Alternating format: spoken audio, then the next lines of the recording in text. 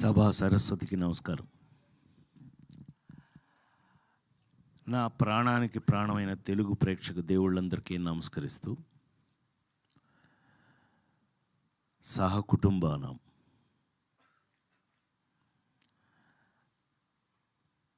Padmashri doctor Brahmanandam గారు మాట్లాడిన తర్వాత నాలాంటి వాళ్ళు మాట్లాడటం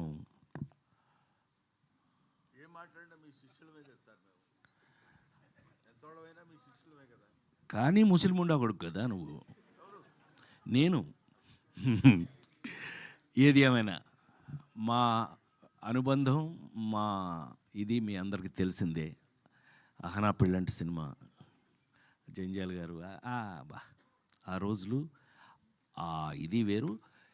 భగవంతుడి దయ వల్ల ఇంకా ఇప్పటికీ మేము ఇదే స్టిఫ్నెస్తో పనిచేయటం, మాతో పనిచేసిన వాళ్ళందరూ ఈ రేంజ్లో పెరిగిపోవడం, నాతో లగ్గం చేపించిన రమేష్ చెప్పాలి. కానీ సరే బాబు నువ్వు చెప్పాలి నేను చెప్పనా?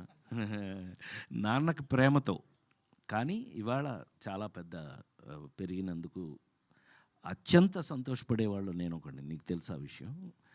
అలాగే ఇవాళ సహకుటుంబానం దీని గురించి 48 సంవత్సరాల నుంచి సినిమా ఇండస్ట్రీలో ఉన్న నేను ఒక రెండు మాటలు చెప్పాలి. ఎందుకు అనంటే, ఎస్, ప్రతి సినిమాకి ప్రాణం పెట్టి పనిచేస్తాం, చేస్తేనే ఇంతకాలం ఉంటాం, లేకపోతే ఎప్పుడో ఇంటికి పంపించేస్తారు. అందులో మొహాటం ఏమీ లేదు. అందులో సినిమా ఇండస్ట్రీలో అసలు మొహాటం లేదు. ఏం బ్రహ్మం, ఈ సినిమా ఇండస్ట్రీలో నువ్వు చూస్తున్నావు, నేను చూస్తున్నాను, జీవితంలో అంత ఈజీ కాదు. కానీ ఇంతకాలం వరకు కూడా మేము ఇంకా ఈ ఇండస్ట్రీలో మీ ముందు సహకుటుంబం అంటే బ్రహ్మం ఏదో చెప్పడానికి ట్రై చేశాడు కుటుంబం అని. యాక్చువల్గా మీరందరూ ఎవరు జర్నలిస్ట్ కుటుంబం నన్ను ఇన్ని సంవత్సరాల నుంచి సొంత బిడ్డలాగా కాసుకుంటూ వస్తున్నారు మీరందరూ. అందుకే నేను ఇప్పటికీ ఇలాగే ఉన్నాను. చప్పట్లు కొట్టచ్చు. కొంచెం అందరూ షాక్ అయ్యారులే, అది విషయం. సో ఎందుకు అనంటే, ఏ నటుడైనా సరే, నేను నమ్మేది చెప్తున్నా, ఏ యాక్టర్ అయినా సరే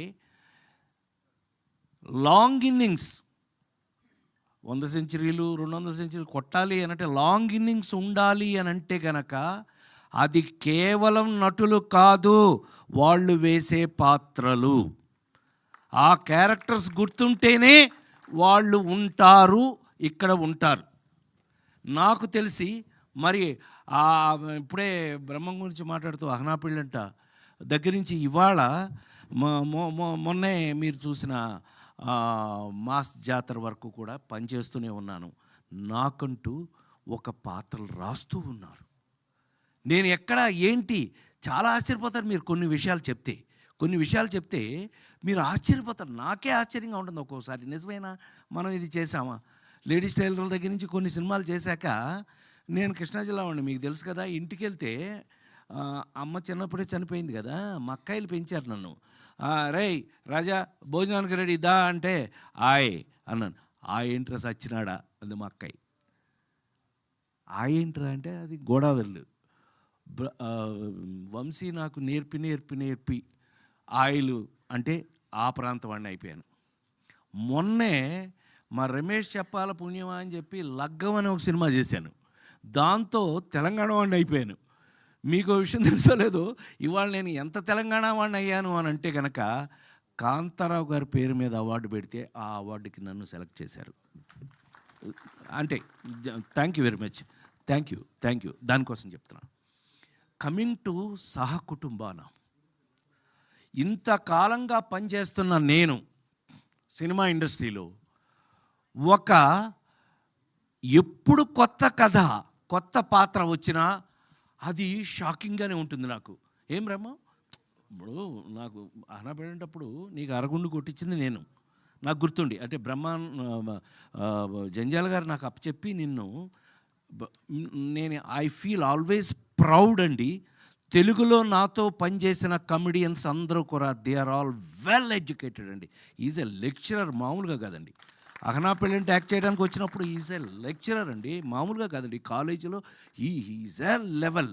అదే చెప్తూ ఉంటే ఈ పాత్ర అది కాదులే అని చెప్పి బట్టలు దించి ఐ మీన్ కాకి లాగు వేయించాం, అది వేరే విషయం.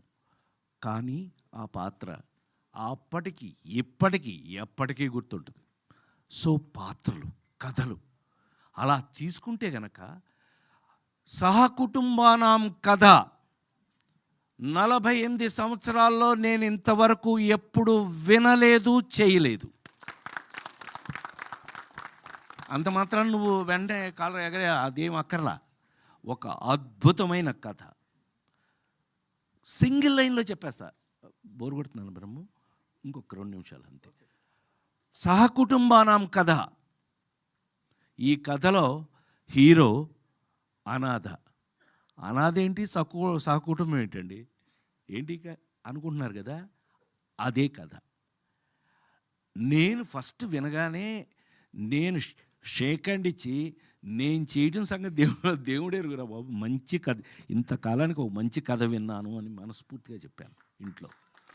మనస్ఫూర్తిగా ఏం శర్మ, అవునా ఇంట్లో గుర్తుందిగా నీకు, వాడు మా శిష్యుడు. వీళ్ళిద్దరూ ఆ కథ చెప్పినప్పుడు ఒక అనాథకి సహకుటుంబం అయిపోయింది. మీరు చూడండి, నేను గుండె మీద చేసి చెప్తున్నాను నేను ఇవాళ మీరు మీ ముందు. ఈ సినిమాని కొంచెం ఈ మధ్య భయం ఎక్కువ వేస్తుంది. ఏంటంటే బ్రహ్మం, అంటే పెద్ద పెద్ద డైరెక్టర్లు ఉన్నారు కాబట్టి చెప్పచ్చు, సినిమా ఇంటికి వచ్చేసింది, థియేటర్ నుంచి ఇంటికి వచ్చేసింది సినిమా. సో ఎవరికాళ్ళే ఇంకో 4 రోజులు ఇంట్లో వేస్తారుగా అనే స్థితిలో సినిమా వచ్చేసిన పరిస్థితుల్లో ప్రపంచంలోనే మనకొక్క చోట కాదండి, మనకొక్కటి ఏదైంది, నేను ఓటీటీలో సినిమా ఫస్ట్ సేనాపతి చేసింది నేనే. చిరంజీవి కూతురే ప్రొడ్యూసరు, సుష్మిత ప్రొడ్యూసరు, తీసింది 50 నాన్ స్టాప్ డేస్ చూశారు. అది చెప్తున్నా, ఓకే, అడాప్టింగ్, మార్పులకి తగినట్టుగా ఉండబట్టే మేము ఇంతకాలం ఉన్నాం. మార్పులకి తగినట్టుగా అడ్జస్ట్ అవుతున్నాం కాబట్టే ఇండస్ట్రీలో ఇంకా కూడా భోజనం దొరుకుతుంది. అంటే ప్రామిస్గా ప్లీజ్ నన్ను నమ్మండి మీరు.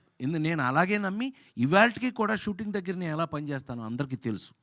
No complaints. అలాంటి పరిస్థితి లేదు అసలు. అలా ఉండకపోతే అసలు ప్రొఫెషన్లో ఉండను నేను.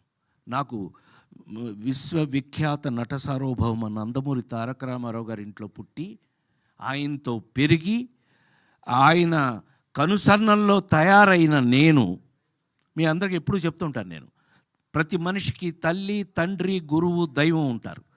నన్ను కన్న తల్లి తండ్రిని వదిలేస్తే నా గురువు, దైవం 2 నందమూరి తారక రామారావు గారు.